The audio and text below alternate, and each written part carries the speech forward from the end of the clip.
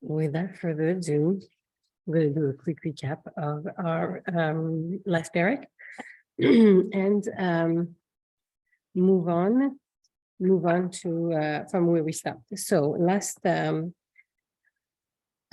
class, in the last two classes, actually, we've been learning about a kind of unit of series of events that all go together. It's the materialization of the Nevuah of Shmuel, that Shmuel knew that there was a tragedy that was going to befall Bnei Israel. He knew that Eli and his sons were going to die. And in Perek Dalet, that's what happens. It happens through a war that affects not only Eli, Chofni, and Pinchas, it affects all Bnei Israel. We said we had a massive count of casualties, and we had first 4,000 people that died, then 30,000 people that died, plus the biggest tragedy of all is the Aaron that was taken captive. The Aaron is repeatedly described as the Aaron Elohim or Aaron Elokei Israel, the Aaron of the God of Israel. After we finished the description of the war, the camera switched onto the Pelishtim themselves. How did they deal with the presence of the Aaron in their midst? And we saw that the Pelishtim, they put the Aaron, they tried to treat the Aaron like they would treat their God, because they had such fear of the Aaron and of the God of Israel that they respected it. They acknowledged the fact that it was an important God. So they put it next to their God. Hashem punished the Pelishtim exactly like he punished Mitzrayim, first through their gods and then the people. So first the statue of Dagon, the god of the Pelishtim, was attacked, and then afterwards the people of the Pelishtim were attacked. And we said that they were so clueless as to how to react and what to do, and taken by surprise that they're just transferred the Aaron from city to city until the last people that the Aaron was supposed to get to. They said, absolutely not, we're not taking the Aaron by us. We saw what it did by you. We have no reason to take it. And the representative of the city said a sentence that was very reminiscent of the speech of Pharaoh at the night of the plague of the firstborn. And he said, why would you want to bring the Aaron here to kill me and to kill my people? And that's what Pharaoh said, to kill me and to kill my people at the night of the firstborn plague. And that's how he sent out Bnei Israel. So here, as a result, the heads of the Pelishtim, we have 5 heads. It's like if we think of like 5 deputies of a country, they meet and they decide that they have to send back the Aaron to Bnei Israel. But it's very humiliating for them to send the Aaron back. So they can't go with the Aaron themselves, because it's very humiliating for them. That show it's like if you have to apologize to someone, it's easier for you to do it through a letter than to do it in person, because it's less embarrassing. So in the same way, they don't want really to go to Bnei Israel and to speak to them and to say, look, here, we're bringing back the Aaron. So they have to put up a whole scheme of how to bring it back, to not lose face. And this is sending back the Aaron happens after they have left the Aaron for 7 months in the wilderness, in a field. After they have left the Aaron in a field for 7 months, untouched, but still the effect of the presence of the Aaron was still falling onto the Pelishtim. So they were still suffering from the Aaron being there, even though it was not in any city. It was attacking all the Pelishtim.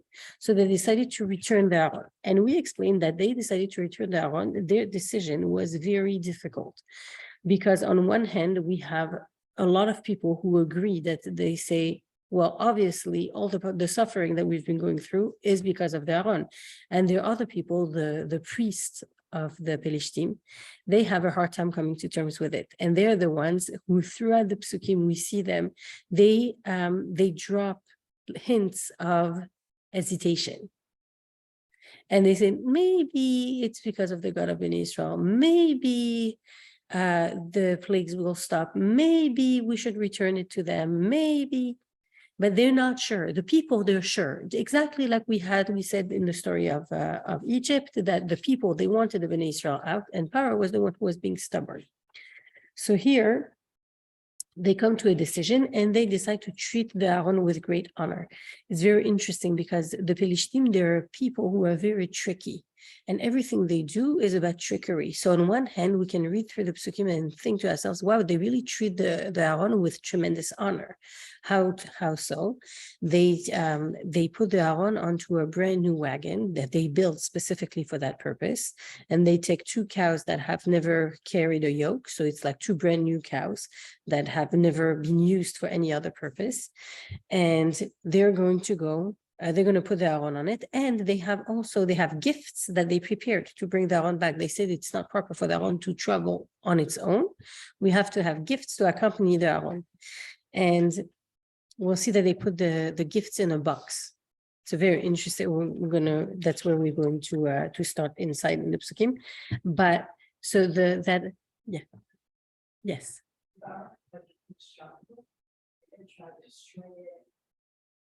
Excellent question. So you're asking if there's 2 excellent questions. I'll answer both. So you're not asking, is it indestructible? You're asking, why didn't they destroy it if it was the cause of such calamity?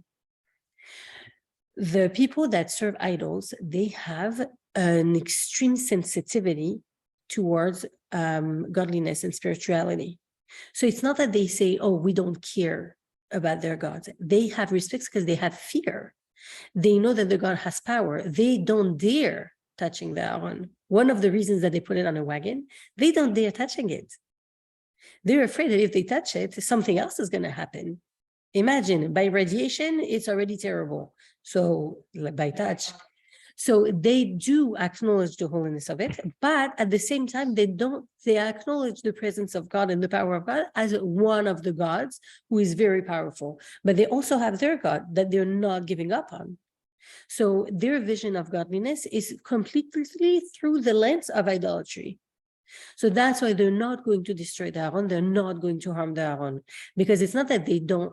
If they thought the Aaron was not powerful, then they would. But they knew it. They know it is, and we know it from the first pasuk. The first time the Aaron arrives to the battlefield, they say, "Oy lanu, woe to us that the Aaron of the Jews came, because now for sure we're going to lose." So they know that the Aaron has powers, or that Hashem has powers. They know that Hashem has powers. For them, because they're such idol worshippers, they can dissociate between Hashem himself and the Aaron. For them, it's just one thing, because that's how they live their religion. Their religion is that their God is the statue. It's not separate. So that's how they view the Aaron. It makes sense that they would view the Aaron like that. Where it doesn't make sense is when the Bnei Israel said, the Yoshienu, when the Aaron is going to save us. That when Bnei Israel said, let's bring the Aaron to war and it will save us. That didn't make sense because it doesn't align with a line of thought. We have that view of Hashem that is omnipresent and that is all-powerful, and that is much grander than any physical representation, even though the Shekhinah sits on the Aaron. It is an object that is very Kadosh.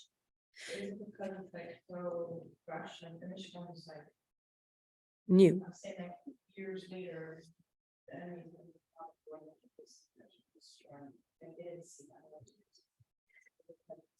so it's an excellent question. We are going to explain it in the second part of the class. You're saying, if the Aaron is so Kadosh, why were other nations able to come to the Beis HaMikdash, destroy it, and not be punished? That's what you're saying. They saw the holiness and afraid of it. Right. It's all in the will of Hashem. At the end of the short answer is, it's all the will of Hashem. Hashem chose to expose his strength and his power to the Pelishtim. He could have chosen to say, no, I want to punish the Bnei Israel so badly that I'm going to leave the upper hand with the Pelishtim. But when we think about it, at the end of Perek Dalet, the Pelishtim have the upper hand because they captured the Aaron, they won the war, they killed 30,000 people. But right after, Hashem says, hey, 1 second. Yes, you won the war, but I'm the one in charge. Don't you even think for a second that it is because of your God that was more powerful than my God and than me, and that's why you won the war. So Hashem makes this whole display, and in Egypt, Hashem says to Moshe, "Veyedu ki ani Hashem." They will know that I am Hashem, like so that the world knows who is Hashem, and the world understands the magnitude of Hashem. So here Hashem chooses to make them and they realize that by the destruction of the Beis HaMikdash. The destruction of the Beis HaMikdash, number one, the second Beis HaMikdash, there was no Aaron altogether. But the first Beis HaMikdash, the Aaron, they didn't see the Aaron because the Aaron was hidden. As soon as the king saw that the enemies were coming into the Beis HaMikdash, there was a hiding place for the Aaron, specifically designed. By the time Shlomo built the Beis HaMikdash, he prepared a hiding place for it. Is it still there? And it's considered to be still there. It was never taken out. Even for the second Beis HaMikdash, they didn't take it out. So that's to answer the question. But the question still remains about the Kedusha of the Beis HaMikdash. It is the Dira B'Tachtenim. It's the house of Hashem. It's supposed to be the summum of Kedusha. So why weren't they punished? It's because it was Hashem's will. Hashem chose that was the punishment that we would get. I was just listening today, was saying that actually it was a chesed that Hashem did, that Hashem chose to allow the Beis HaMikdash to be destroyed because he destroyed the Beis HaMikdash, but he didn't destroy our people. He spared the people. Now, if we connect that to our situation with Eli and the Mishkan, we said that Eli, he was focused on the Kedusha. He was focused on the holiness. And the news that actually literally killed him was the news that Aaron was taken captive. Not the people dying at war. So in Eli's vision, because Eli is completely united with the Kedusha, Eli's vision is that the Kedusha is more important than the people. But for Hashem, the people are more important than the Kedusha. So Hashem is willing to exile his presence, his Kedusha, his Shekhinah, so that the people can survive. Does that answer the question? Now, you asked also, is there something inside the Aaron? So there was the luchas. So there was the luchas in the Aaron, but Shaul came. Shaul saw that the Aaron was being taken away. He said, wait, 1 second, we can't have. We're losing the Aaron, it's one thing. We can't lose the luchas. So he took the luchas out of the Aaron, and he ran back to Shiloh. And he ran back to Shiloh to put the luchas there. This is all in the Midrash. There's a very small hint of it in the Psukim. The hint is that it says that he came to Shiloh on that day. And we're like, why do we say on that day? It's because it was an unusually long distance to travel in one day, and he did it in one day. Fun fact, we are all familiar with the idea of marathon, right? So where does it come from, the marathon? The marathon comes from a myth in Greece that there was a war, and one of the soldiers that survived the war ran back to the city to bring back, I think, the keys of the city, to bring back something precious from the war, and he ran 40 kilometers. Or 42, how long is a marathon? 42 kilometers? Like he ran 42 kilometers. No, sorry. 40, So he ran 42 kilometers to the city, and it was from one city to the next, and that's where the marathon came from. But actually, that myth of that Greek soldier that ran all these things and stuff, it actually is based on the Midrash from Shaul that actually took the luchas from Goliath, none less. Second fun fact.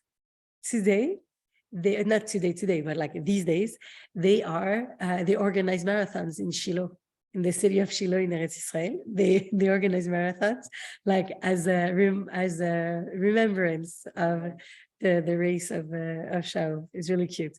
And like, obviously you have people that stand against this, like, really, is that the point to run, go study Torah, do this, do that? obviously, but in the idea, it's cute. Question. Yeah. Where did he put the locusts? That's an excellent question. There are different opinions.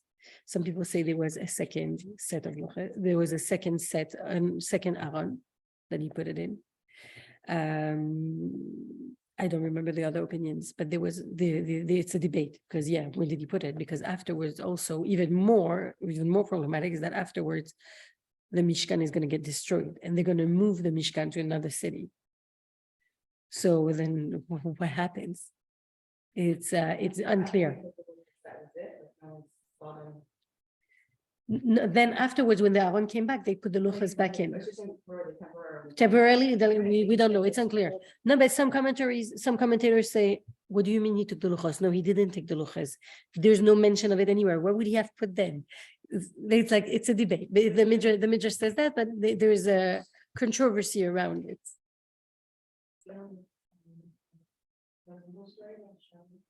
That would be in the proper Midrash Shmuel, I think. No, and I don't have if you give me the Mikras Gedolos, I can find it. Shaul is King Shaul, and we'll say that, thank you so much. And we will say that we're going to give him a few credits for running. We're going to say the fact that he cared so much about the Torah, so we let him care about the people, about the Jewish people. He didn't, he was not scared to fight, to go face Goliath and tell him, I'm taking my lochas. You do whatever you want with the packaging. The lochas themselves, they're ours. We're not giving them up. So exactly, so he did Mesiras Nefesh. He could have gotten killed, and he went into a fight to get them. Yeah, so we say that he went so fast that Goliath barely had a chance to notice because he completely didn't expect it. Goliath is the strongest soldier. Obviously, no one is going to come and try him. So he didn't expect it, and Shaul did it so fast he didn't even see, and he ran the whole way, and so no one caught him. And we say that because he came to the city and he was covered with ashes, and we said that his clothes were torn. Say, because you gave up your clothes for the sorrow of the nation, we're going to give you clothes that will show the pride of the nation, and you will wear royalty. So yeah. So what was that? You asked me a question, I'm going to look for the answer. Was there something inside? So the Bnei Israel are going to wonder the exact same thing, actually. The short answer is, according to most opinions, no, there's nothing inside. One second. So Yeah. you're saying, like, to us, I also thought, like, why wouldn't they destroy the iron? That sounds logical to me, but it's because also we're used to nations not having gods, right? Being godless nations. Like, we're used to people being insensitive to spirituality. To godliness, like, these are like basically atheists, whatever you want to call them, like, or people that, I mean, maybe even Christians, like, I would expect them not to be sensitive to our things, but they are in some ways. To some parts of our religion, they are sensitive, the religious Christians, because they took parts of our religion and made them into holy matters. You know what I mean? But in other things, no. It really depends. I found that several times that people who are religious in their own religion, they can appreciate religion in general.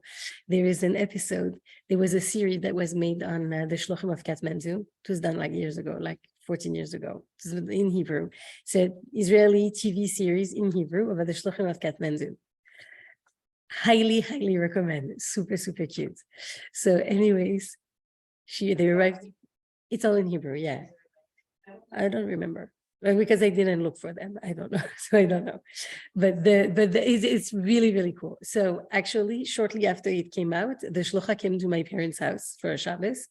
And my father was hooked on the series. And he asked her, but like, is it true? The story said, it's true, but it didn't really happen like that. Like in the series, everything happens in condensed. Like in 6 weeks, you have the whole thing. It happened over the years. We had a situation like this, a situation like that. So anyways, in the series, what happens is that they arrive to Kathmandu and they have the key to their apartment, but the apartment is locked and it's the wrong key. So her husband says, fine, whatever, I'll go through the window and I'll get in. Anyways, it's our place. We have a contract, we bought it. Okay, we rent it.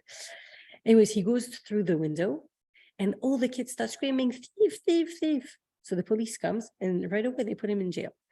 So we're Erev Pesach and she needs to get her husband out of jail. I don't know if the story actually happened, but probably that he was in jail at some point and she had to do something.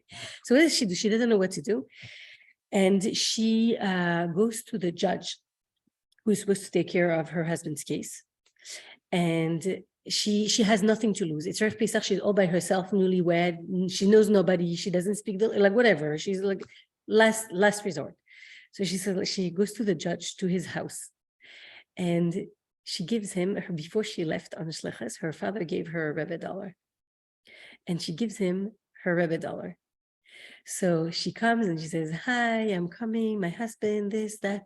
And she gives him a dollar. And he looks at it, are you trying to bribe me? Is that what you think of me? And then he looks at it, $1? Really, is that all you're giving me? She says, no, it comes from a holy rabbi, it's blessed. And right away, the judge accepts it. So I discussed that episode with my father. He said, no, but that's totally realistic. So my father spent 1.5 years in India, so he knows the place very well. He said, no, that's completely reflective of the attitude of the Indian people. They would totally respect something that is blessed. It doesn't matter that it's blessed by a different divinity. If it is blessed and it's spiritual, it has something special to it, they will treat it with respect because they have that sensitivity. So once you have the spiritual sensitivity, you can transfer because it's like an awareness of a different sense. But if you don't have it, it's like people into naturopathy. Then they can appreciate anything that is alternative medicine. But people who don't believe in it at all, they're like, no matter what is it that you're going to mention, they're going to be against it because they don't have a feeling for it. In the same idea, that's the way I see it. Like it throws me off because I think of like Catholic Church and while they have possibly preserved some of our artifacts, like by and large, like they tried to destroy Yiddishkeit. Yeah. You know.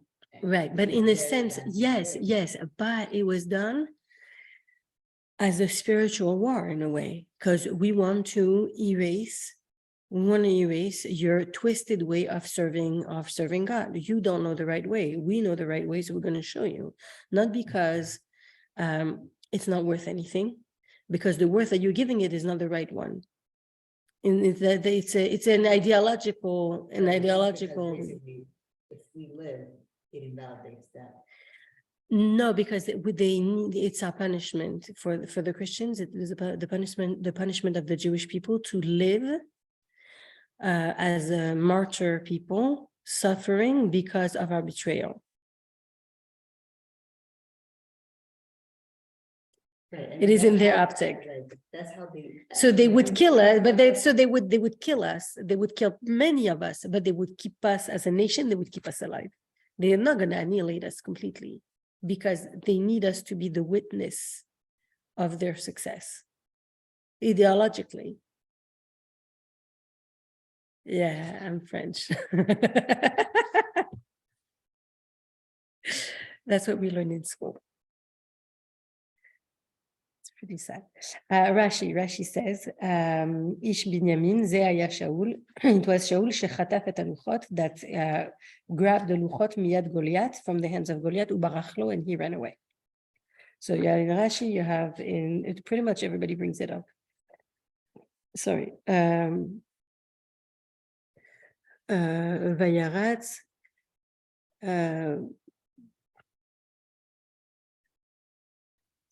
Ish echad ratz u'bayamul min ha'araka yashar lishilo. Here, no, it's funny. So the Malbim, he doesn't bring it up, but other commentaries usually agree with that position, that it is Shaul and that he came to bring the Luchot. Either way, we are I sound too intelligent with 2 books in front of me. Okay, so we are in. So I explained that they put the Aaron on a wagon with the cows, and there was a sign of respect. On the other hand, it could be seen as a sign of they're doing everything in their power for their system to not work.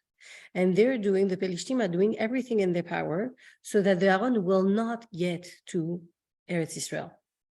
They're doing so that if it does, it will be completely miraculous. So they're putting it on a new cart.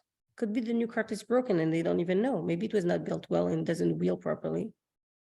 And the cows that never had a yoke, maybe they're going to go crazy from having a yoke on their neck, and they're not going to know what to do. They're not going to even know how to pull a wagon. Who they also right. So we said that there was the people who wanted to have the Aaron back to Bnei Israel so that they will stop suffering, but the priests, they still hold on and they still say maybe it's not because of the Aaron that we're suffering. So because of that, they're putting up a scheme. They're setting up a stage. Then they're putting up a scheme. They're setting up a stage to say we're going to send the Aaron back, but in a specific way. How are we going to send it back? With this protocol. And why are we doing this? On one hand, we want to honor the Aaron, is the best way to do it. On the other hand, we don't want it to work. We want to give it every chance for the Aaron to just like go. And they didn't even give a leader to the wagon. The wagon was supposed to go on its own.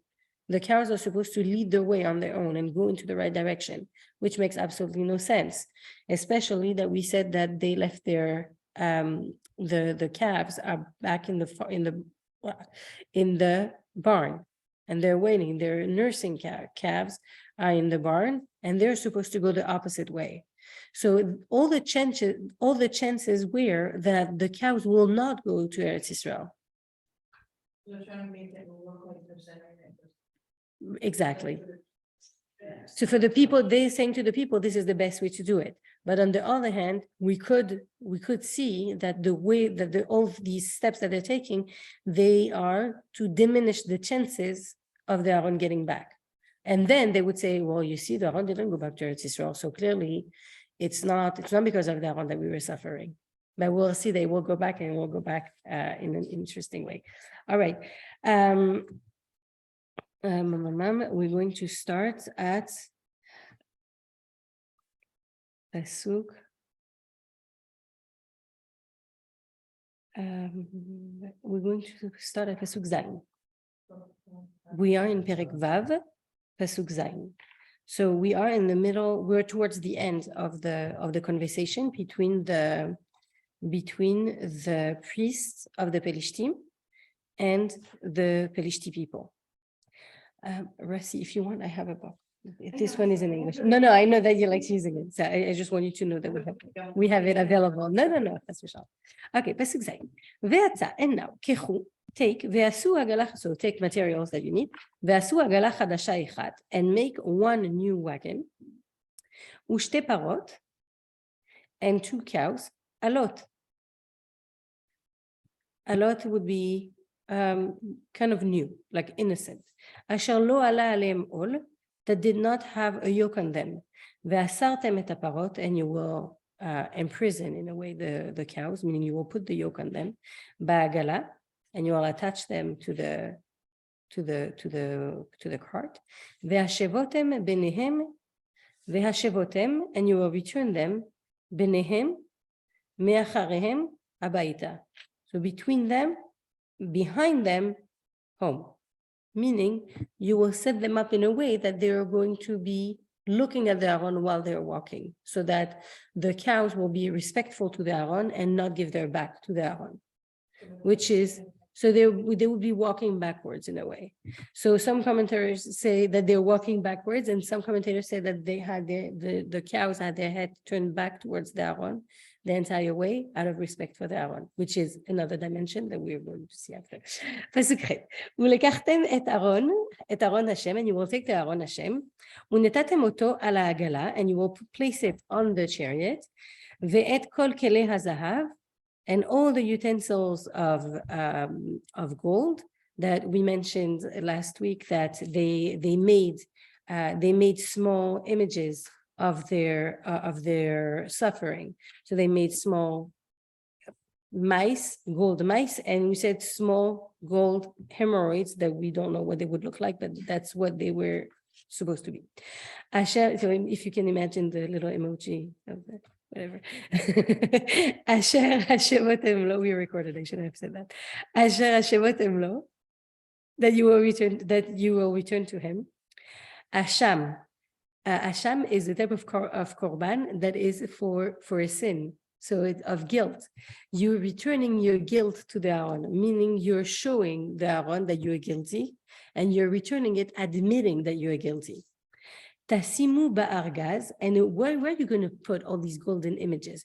You're going to put it in an argaz. Argaz is a box. Mitzido, on its side, on the side of the Aaron, on the chariot, you're going to put a box, and in that box, you're going to put all these little images. Veshilachtem oto, and you will send it ve'alach, and it will go. Listen, ve'alach, it will go on its own. No one will lead it. Now, very interesting that argaz is a box, but we have other instances in the Torah that we want to say a box, and we never use the word argaz. What other word can we use for a box or for a recipient? A keli, that's number one. Or if we want to say a box, let's think. Kufsa. Kufsa is more recent. Like in the Mishnah, I think we'll find the kufsa. But teva. A teva would be a box, would be the word that is used for a box. When they build a Mishkan, say a teva of wood, a teva of gold. And here they use the word argaz. We're going to explain that word afterwards.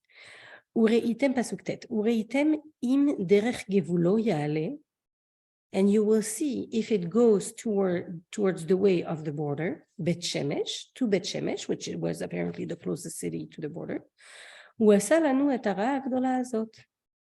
And then that will mean that he, the Aaron, did us all these bad things. But if not, if he doesn't go to Bet Shemesh and to the border of Eretz Yisrael, then we'll know. It was not his hand that touched us, that afflicted us. It was just a coincidence. So we see here that they're clearly still doubting. Pasuk Yud vayasu anashim ken, and the people did exactly what they told him. Vayikhu shte parot alot, and they took the two cows. Vayasum ba'agala, and they attached them to the chariot. Ved benehem, and their children, the children of the cows, kalu b'bayit, they closed up in a house, meaning in a barn, the house for their cows. So they left the nursing calves in the barn, and the cows are supposed to go. But naturally, the cow would return to their calf. That's the way naturally, that would be their instinct. But we'll see that. So they're trying to see, are they going to follow the instinct or are they not? Pasuk Yud Aleph, Vayasimu et Aaron Hashem el ha'agala, they put the Aaron on the ha'agala, on the chariot, ve'et ha'argaz, and the box, ve'et achbarei hazav ve'et tzalmet echoreim, and the golden mice, and the images of their hemorrhoids. Pasuk Yud Bet, Vayisharna haparot, and Vayisharna comes from the word yashar. I'm translating literally. Comes from the word yashar. Yashar means straight. Vayisharna haparot, and the cows went straight. Baderech, on their way. Al derech Bet Shemesh, to the way to Bet Shemesh. Bimesila, on a trail.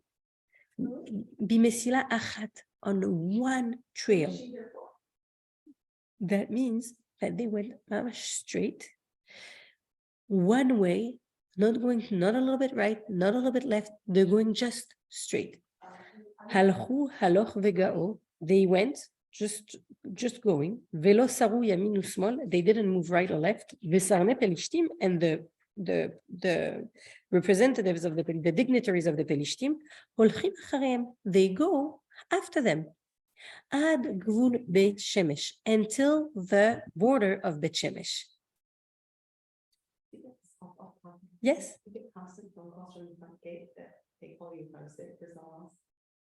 Not constant, but it happens. Yeah, no, yeah, it happens. Like Instacart, I'm like, no, I don't think so.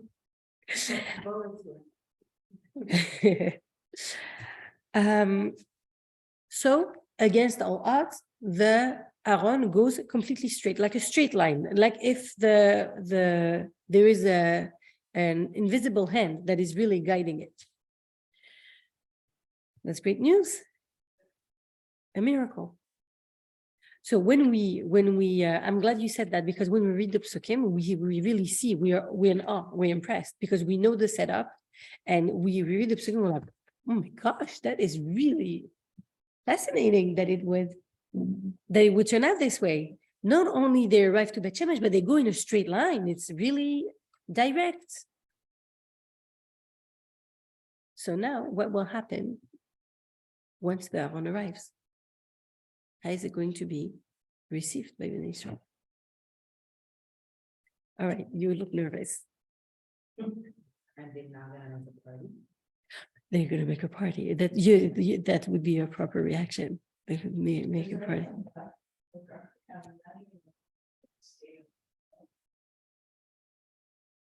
Right. Good point.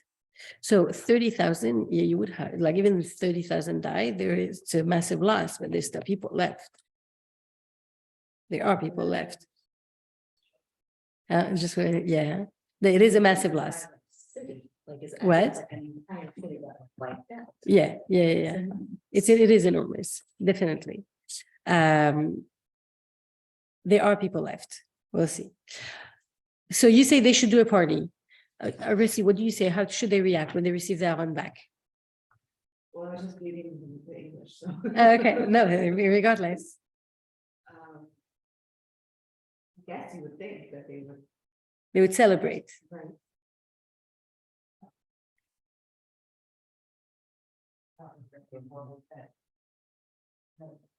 But Right. this was beautiful. No, it was not years later, it's 7 months, 7 months It later. wasn't on the field. Before that, it was like in the cities wreaking havoc. True.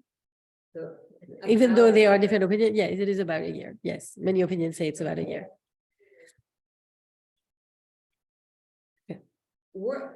I'm also like surprised he didn't actually go to war to retreat Thank you. the arm. Yes, because that is going to be an issue. Okay, so let's see how they welcome the Aaron. Ubeit Shemesh, and the people in Bet Shemesh, what are they busy doing? What are they busy doing while the Aaron is arriving? They have no idea that the Aaron is coming, right? It's going to come completely by surprise. They are kotzrim ketzir. They're in the field harvesting. We are about a year later, you're right, more than 7 months, about a year later. It says that the day that the Aaron was taken was Yud Iyar. And now the Aaron comes back and they're harvesting. So we are around also Iyar, Sivan time. They're harvesting Be'emek in the valley. They're totally busy with like regular day-to-day work. They sweat in it and they lift up their eyes. And then they see the Aaron. All of a sudden, and they rejoiced in seeing it. They're so happy. They're like, wow, magnificent. And the chariot is coming. El Sede Yoshua Beit Hashimshi. To the field of a man called Yoshua from Bet Shemesh. Beit Hashimshi from Bet Shemesh. Vata'amod Sham. And the Agala stopped there. Visham Even Gedula. And then there's a big stone. Wait, isn't this the place where they went to war? No, it was called Even Ha'ezer, the rock of health. But there was not a possible to talk about a big stone, no?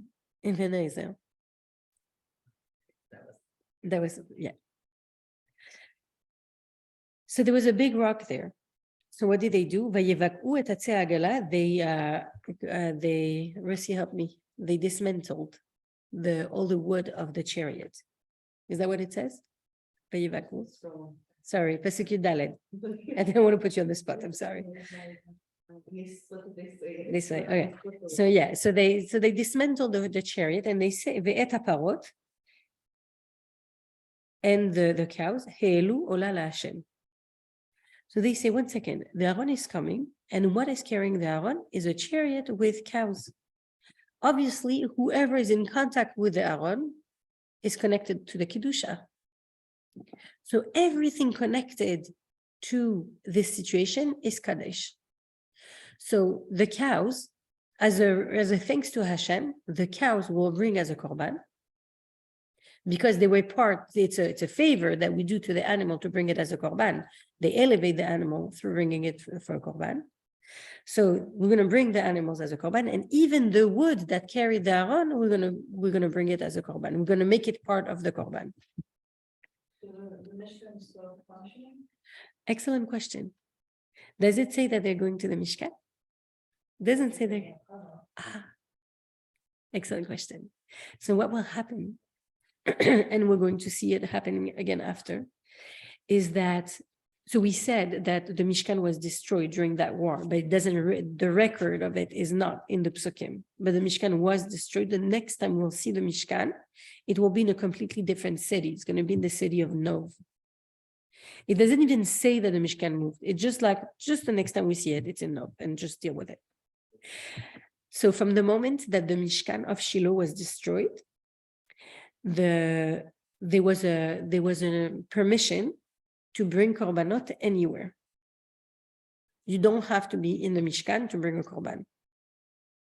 And that permission will continue until the Beis HaMikdash will be built. That's an excellent question. You're saying, excuse me, if the Kohen Gadol died, his sons died, who would give that permission? So we have Shmuel who can give the permission. So the idea, so it doesn't say explicitly that Shmuel gave the permission, but the idea is like this. Before the Mishkan was built, Bnei Israel were allowed to bring korbanot anywhere. We see that Abraham gave korbanot in different places. Yaakov, there's the famous story that Yaakov, when he had the dream with the ladder, when he woke up, he brought a korban. When he left Lavan, I think he also brought a korban before he left. They were allowed to bring korbanot just anywhere they pleased, wherever a miracle happened to them, for example, or wherever they felt the presence of Hashem, they would bring a korban. That was the accepted practice. From the moment that the Mishkan was built, then all the korbanot had to be done in the Mishkan. When Bnei Israel arrived to Eretz Israel, they settled the Mishkan in Shiloh, and the Mishkan was in Shiloh for over 300 years. So it's a pretty long time. When we look at something that is 300 years old today, we're like, whoa, that's old, right? So the Mishkan was in Shiloh for over 300 years. It was even though it still had the utensils of the Mishkan of the desert, and it still had everything that was in the Mishkan in the desert was also in Shiloh, they had actually built a permanent structure. There were walls, I think there was no roof, but they were stable walls. It was a big structure, and it was considered pretty permanent, even though they knew that they were supposed to build the Beis HaMikdash. The fact was that they were not at the spiritual level yet to be able to build the Beis HaMikdash, and that's why they pushed it off. So because the Mishkan was considered permanent,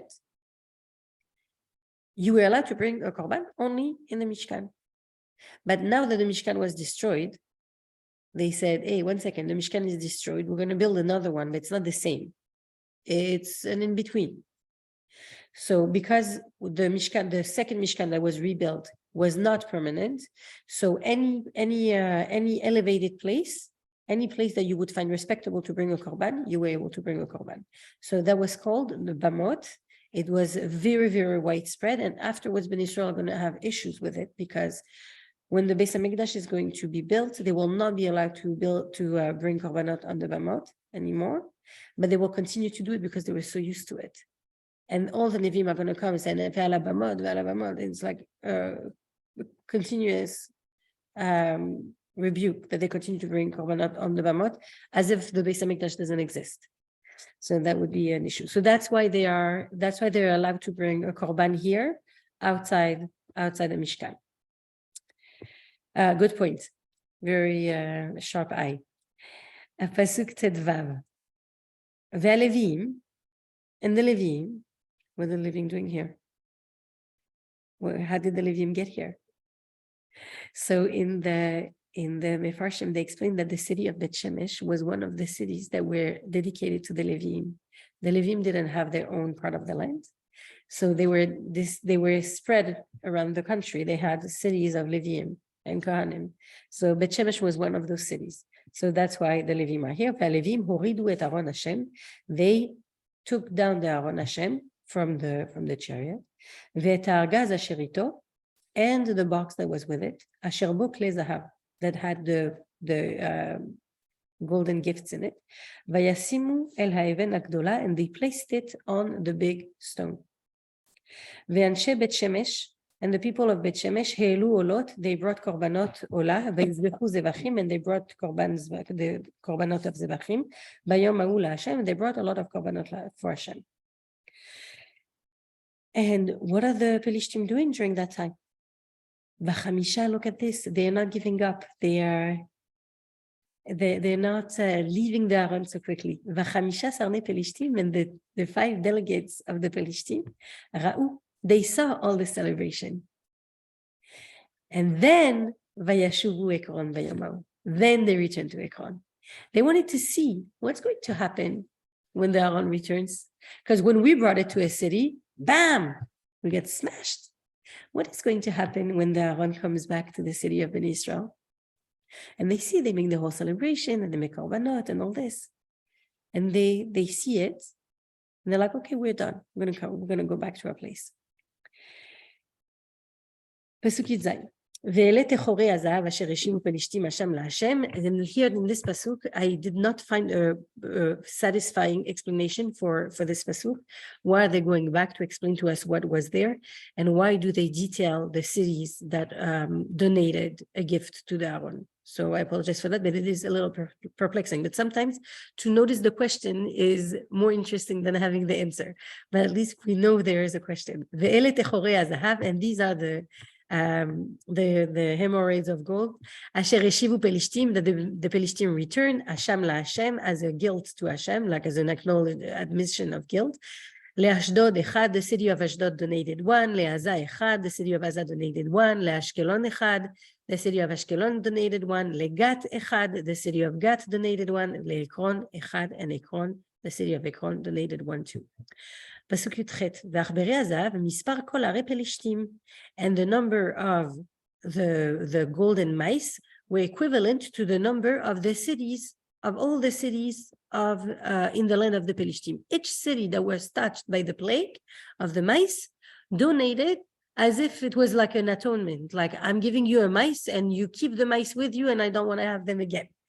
So each city that was affected by it, כל ערי פלישתים, all the cities that were touched by it, they donated a mouse to the 5 sranim, to the 5 dignitaries, representatives of their city, Meir Miftzar ve'at Kofer HaPrazi, from the city of Miftzar until the city of Kofer HaPrazi, ve'ad Avel HaGedolah, asher inichu alea et Aron Hashem, and on behalf of the great tragedy, that mourning that they had the Aron Hashem, ad hayom hazeh, that they left Aron Hashem ad hayom hazeh, until this day, bisdei Yehoshua ben Bet Hashemshi, and they left the Aron in the field of Yehoshua from Bet Shemesh. And then switch of situation, complete turnover of situation.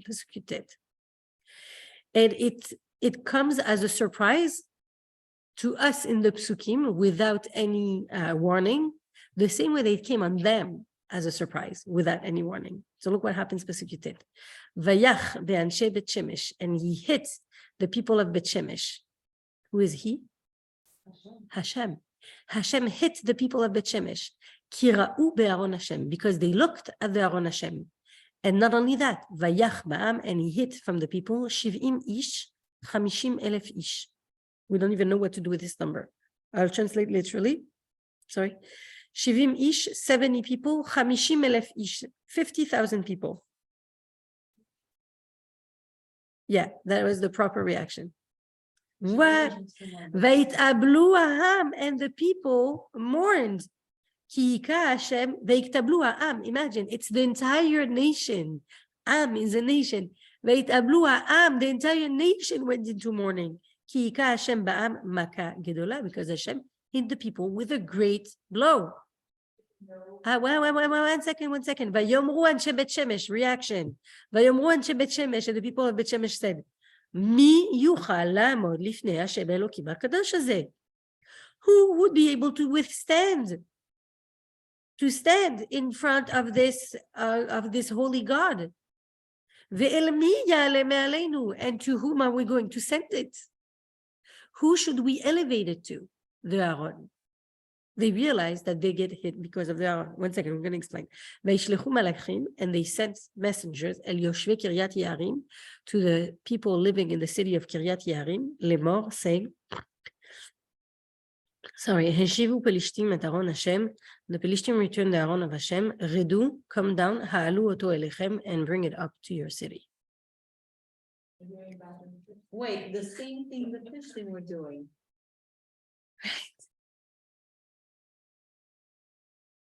70 and 50,000, that's a lot of people. That's a lot of people, right?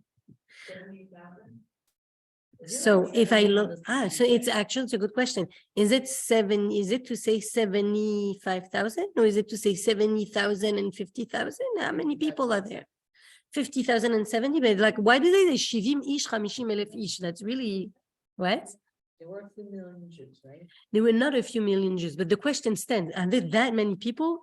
Abarbanel, he's a commentary of the 15th, 16th century. Well, one thing, he says, 1 second, hey, they're in Bet Shemesh. Why are they being punished? Kira'u ba'aron Hashem, because they looked at the Aaron. 1 second. There was 50,000 people that saw the Aaron. You know how many people is 50,000 people? How? Like, did they stand in line? He asked, did they stand in line and they passed by the Aaron like they had? What did they do? Like they put the Aaron on display and people were passing by to look at the Aaron? Like they were like pushing each other to look at it? How did that work? No, because it stopped. Then they took the Agala, you're saying all the people that saw it on the way. No, because it was in the land of the Pelishtim. It arrived to Eretz Israel right there. That was the first step of the Agala in Eretz Israel, of the chariot in Eretz Israel, was there in Bet Shemesh. Because as soon as the Bnei Israel saw it, they took it. So Abarbanel asked, 1 second, Bet Shemesh is not that big of a city. Are there even 50,000 people in Bet Shemesh? That doesn't make sense whatsoever. So, give me 1 second. Okay, so, as I said, there is no transition in the psukim between they brought back the Aaron with all the gifts and the fact that Bnei Israel become hit by a massive plague again. And the same way there's no transition in the psukim, the people were completely taken by surprise also. Not only that, the explanation that the psukim are giving is very, very short. You would assume that for such a tragedy, you would have at least one full pasuk that will explain the death of so many people. And no. So the commentators, they party around on the subject, meaning that everybody can bring up their opinion because there's so little that is given from the text. You need to go and pull it out of the text. So some people will say there were not 50,000 people that died. It was 70 people that died. But these 70 people, they were so important that together they were like the value of 50,000 people. The loss for the nation was as if 50,000 people died. So imagine the importance, the greatness of the people that just died. Other commentators say, in Bet Shemesh, there were 70 people that died. And all together, from all the people that died because of the Aaron, that means including the Pelishtim that died because of the Aaron, there was 50,000 people. But it's not in Am Yisrael that there were 50,000 people. Other commentators will say, in Bet Shemesh, there were 70 people that died. And there was also a plague around the country, in the entire country, that overall 50,000 people died. But not just in one city, which doesn't make it so that much better. That doesn't make it so much better. But the idea is But there is that opinion. The most reassuring opinion is to say it was 70 people, but they were as great as 50,000 people. In my opinion, that's the most reassuring opinion. The question is why? Why did they die? So in many schools, we learn Shmuel Aleph in the 6th grade. So I would give the example to my students. I would tell them, imagine your teacher didn't come to school for many days, for like it's a few weeks, because she was sick, let's say. She didn't come for a few weeks, she didn't come to school. And then finally she comes back. And you're so excited that she's back. And all of a sudden, like, yes, Mara, Rivka, and everybody's like starting, clapping, partying and stuff. That's amazing that you're happy that the teacher came back, but is that really how you're supposed to behave in class? Is that the respect you give to your teacher who came back that you're so happy to see by like clapping and cheering her on instead of her being able to teach? And you're able to learn from her because you missed her? But here also, like, if you just picture that it came out of the blue, they had no like warning that this was coming, so maybe they reacted without thinking, like it wasn't intentional, like we're not having proper respect and all. Like it just, it's not like today where you know what's coming, it's just all of a sudden just this thing just arrived. Correct. It wasn't like they were trying to be disrespectful. 100%. Reacted without having time to like think about how they. But 100%. they reacted the way that, I mean, they rejoiced. Isn't that what we're supposed to do? Like they brought korbanos, like they were literally like, what should they have done? Right. It is I'm very perplexing, very perplexing. This episode of these people dying is very perplexing, especially that the reason we're given is so like Kirau Baron Hashem, because they saw the Aron. Of course, they saw the Aron. It came. They didn't bring it in. It came on its own. All right. So yes and no, but we'll see in what dimension they were not able to withstand the holiness. So the reason, there are a few opinions, obviously. So Kirau Baron Hashem, they saw the Aron. Number one is that they saw that it was coming, and then they rejoiced and they left the Aron exposed. And they knew that the Aron was always covered. The Aron is so holy that it's never to be seen. Only the Kohen Gadol sees it on Yom Kippur, but usually it's not supposed to be seen. So the first reaction, after obviously the inner rejoicement, is that they should look for something to cover it with so that it doesn't stay exposed. That's number one. Number two, so they didn't show it the proper respect. The Kirau B'Aron, the fact that they saw the Aron, that shows that the Aron was vulnerable in a way in front of them, and it didn't bother them. So what, like naked, yes, like exactly. Without proper clothing, open up, like no, just like it's like a like Right. No, yeah, yes. And imagine that the Sefer Torah compared to the Aron is like 50,000 times more. So that is a good analogy, because there is a Indian to not leave a Sefer Torah open for too long. Even a Sefer, yes. Yeah, that I didn't know. Like Rashi, that they were gazing to see how it came along. Correct. And out of their feeling that they did. So but like, I'm trying to fix it, like, yeah, I see that they didn't necessarily show the respect they should have, but like, it just came out of the blue with no warning. How did they get here? What happened? Like, they just either way, like instinctually, it's like, it's naked, cover it. Like, there should have been that. I understand it seems like you're also looking to how to get here, what happened. So it is 100% we see, and I told you, and before the class, I said that we're going to go back on the psukim to see the deeper meaning of them. I told you last week I read a book, and it came. OMG. It's like, it is as if you're learning, I don't know, it's as if you're learning, okay, the analogy I'll give is like this. You're learning Parshas Bereshis, Hashem creates the world with 10 words, blah, blah, blah, and then you're learning Tanya, the Shari Chud Ve'emunah, that the Baal Shem Tov says that each word that Hashem pronounces, it gives the vitality to the it gives the existence to the thing, like gives you like completely the inner dimension of what is actually going on. And the person who wrote the book was a student of actually a contemporary of the Baal Shem Tov, but completely on a different part of the planet. He was a Talmid Chacham in Italy.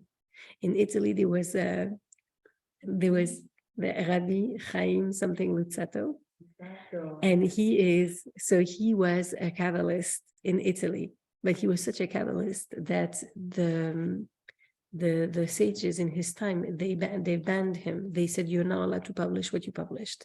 Why? Because he said that he had a Navi coming to teach him the secrets. He had a voice. He didn't say Navi, he had a voice coming to teach him the secrets of the Torah, and he wrote them down. And he writes, this is what the voice said to me.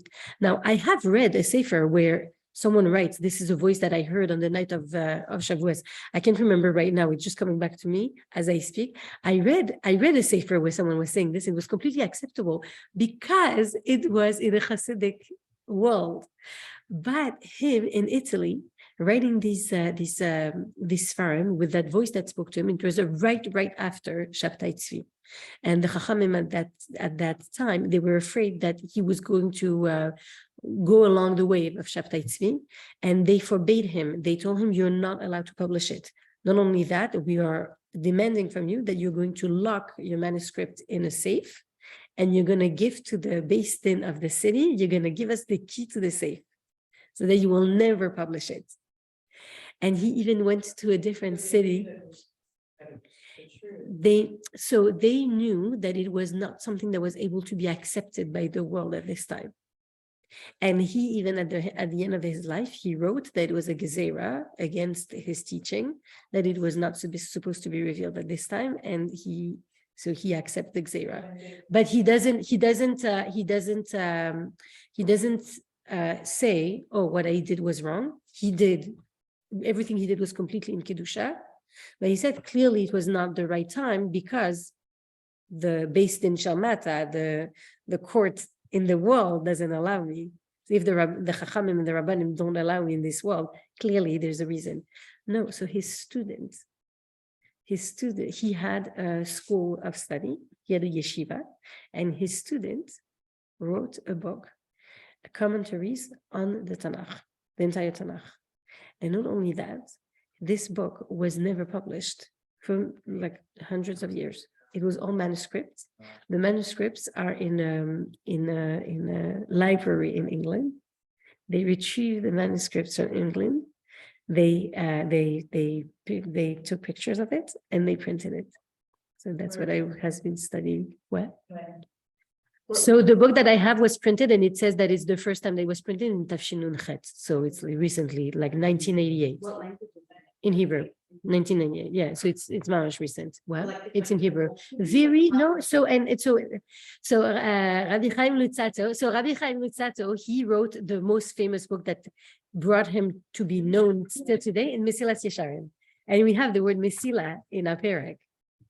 And they were going Yesharim, they were going Yeshar Na'aparot, and they were going straight. So it's like very interesting that Mesilas Yesharim is a book of Musa. But he says that he kind of had to adapt his teaching to something that would be acceptable to his surroundings, because what he really wanted to teach, the Kabbalah that he wanted to teach, his surroundings, his audience was not able to absorb it. So he switched in a way his teaching so that it would be accepted. It would be receivable. So his writing. The book is written with really it talks nonstop about Zeranpin and Nukva and Midas Adin and Yitkevatke and this and that, but it's written in a very simple language that anybody can understand. Anybody who has a minimum of knowledge of what he's talking about. But if you learn Tanya, you can learn that basically. It is called Moshiach Husim. So it's very interesting because usually when you have an author, they give a general name to their entire commentary, like Abarbanel ala Torah. That is the name of the commentary of the Abarbanel, deal with it. And him, for each book, he gave a different name. It's very interesting. All right. So before I go back, I wanted to say 1 second. So why were they hit? So there are different opinions. Kira'u, they saw. Okay, they saw, but it's not their fault that they saw. So you said, Rashi says they gazed. It's not that they saw and like it was not their fault and they turned around. No, they enjoyed the sight. They're like, oh, so special. We are privileged enough that we can look at the Aron, which is usually not seen. Number two, there are opinions that say they opened up the Aron to check what was inside. Not okay. That's very disrespectful. Makes sense. That makes sense. They want to see, Wanna like, make did sure it's so- but there was nothing inside because Shaul already took the loches. So the fact that they opened up the Aron was very disrespectful. Other opinions will say, yeah, it's not cool that they saw the Aron. But there another issue is that in their rejoicing, it was a very party atmosphere in their rejoicing. It was a very light tone celebration. So they didn't give it the proper decorum. They didn't behave with the proper decorum that would befit the presence of the Aron. Another opinion, and then we're going a little more serious, is like, it's not for what they did that they got punished. It's for what they didn't do that they got punished. What is it that they didn't do? No one went to get the Aron. The Aron was in the field, in the open. Do you think anybody would have stopped them if they went to get it? No, the Philistine wanted to get rid of it. But no one even tried to go get the Aron. So that was an issue. And in that sefer that I learned, he says, we see that there is a 70 people. So another commentary says, the Shivim Ish, the 70 people, it refers to the elders. And we see that at the beginning of the whole saga, we have the elders that say, bring the Aron. And it was because of them that the entire thing happened, because of their advice. So here they're getting punished. The elders that suggested that they should bring the Aron to war, because here the Aron is being disrespected again. The first time they disrespected it in its essence, in like, what does the Aron mean? And here the disrespect is in how they treat it. So 1 + 1, that is the punishment. And the Mashiach Husim, he says, it is possible that the Shivim Ish, the 70 people that gets punished here because they see the Aron, it makes an echo with another instance that happens in the time of Moshe Rabbeinu. In the time of Moshe Rabbeinu, there was a Matan Torah. The Hashem said you should stay away from the mountain and you shouldn't look at Hashem straight. The revelation of Hashem was really gradual for the people.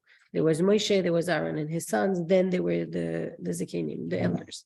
And it says that the Zekenim, they saw Hashem. But the Midrash says that Hashem didn't want to ruin the moment. It was by the time of Matan Torah. Hashem didn't want to ruin the moment and punish the 70 elders. So he didn't give them a punishment. But here, when there was a hint of something that they had done in a previous Gilgal, there was a hint of a sin that they had already done. They redid it here in this life.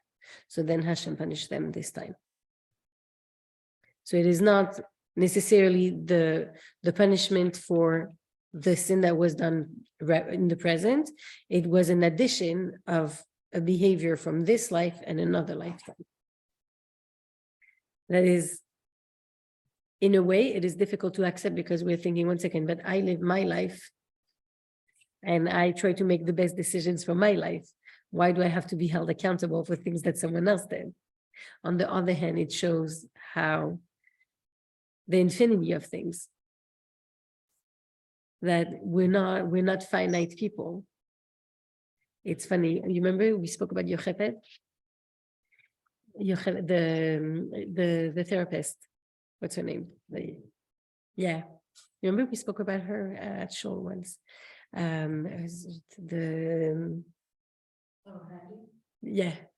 What is it called? What she does? Cranial circle therapy. Yeah. So when Bailey went, she asked her about things that happened in her life, and she said, did it happen? So she asked her if she had disappointment or something. I don't remember, something random. She said, did it happen this year? Did it happen between age this and that? Did it happen in childhood? Did it happen in utero? Did it happen in another lifetime? So she says, the neshama is infinite. It's not limited to our body. So it could be that you are suffering from something that happened in a different lifetime. It's an approach. And there are other people that say, no, you have to stay with where you have control. Like it's too, But like you said before, people believe in it, then. right? All right. Listen, there's just very emotional, so they keep their like comfort to people with telling them about previous lives. It's really utterly full story about that, full story. Of Gilgalim? It's a full story about. We know that that is true. Yeah. Yeah. Just it is difficult. She's not average. She's a craniosacral therapist. So she does holistic healing. Oh, am I saying it right? I found her through Dorit. Because one second. Okay. So we saw that there are a few reasons why the Bnei Israel were hit. I would like to finish with mentioning though that Hashem waited. Hashem didn't punish the people of Bet Shemesh right away. He waited until the Philistine would leave. The Philistine walked the Aaron to the border, and they looked how Bnei Israel are greeting the Aaron. But then they went back. After they went back, Hashem punished Bnei Israel. He didn't want to have a Chilul Hashem. Yes or no? It was only But either 70, way, right? Like meaning now. right. We said it was 70 people, or not. But either way, what the Philistines saw was the celebration that happened when the Aaron came back, not the destruction. The destruction happened after they turned away, and yeah, we'll see how Bnei Israel are going to get up from this situation. We're going to see also. We see that the Bnei Israel are sending the Aaron to another city. However, I would like to point out, it's very interesting. It's in the details that we see the beauty of the differences. When the Philistines were sending the Aaron to other cities, it says that they turned the Aaron, meaning like they circled the Aaron around to send it to another city. And here, when they want to send the Aaron, they say, Mi ya'ale me'aleinu, ve'el mi ya'ale me'aleinu, who will it go up to? And it says, Redu ha'alu oto elechem, bring it up to you. They're not sending it around because they don't know what to do with it. They want to elevate they want to elevate the Aaron. They want to put the Aaron in a more elevated place, not because they want to get rid of it, because they don't want to deal with it, because they care more about the Aaron than about their own situation. So that's a difference. It's like when we explain the difference of the dreams between Paro and Yosef. Say Yosef also had two dreams. Paro also had two dreams. So maybe Yosef is just a Rasha like Paro. Maybe Paro is a tzaddik like Yosef. And the Rebbe explains, no, the two dreams are different because Yosef first dreams about the world, about the sheaves and the field, something material, and then he dreams about the stars. So the Rebbe says there is an ascension, there is an elevation in Yosef's progress through the dreams. And Paro, on the other hand, both his dreams are material. It's both. It's one about the cows and one about the sheaves. He's both material because he's Paro. He's only wrapped into the materiality. So here also, it looks like they have a similar behavior. We said when we read the Psukim, oh, they're doing the same thing. They get rid of the Aaron and they send it to another city. Like it's going the Aaron is going on how is it called, that game? That's like a hunt type of thing, that, oh, where's going to be a good place for the Aaron? But they're doing it differently. Their approach is different. So that's something to notice about between Bnei Israel and Philistine. We're not going to do a recap next week then. We're going to start straight away with the deeper dimension of the story.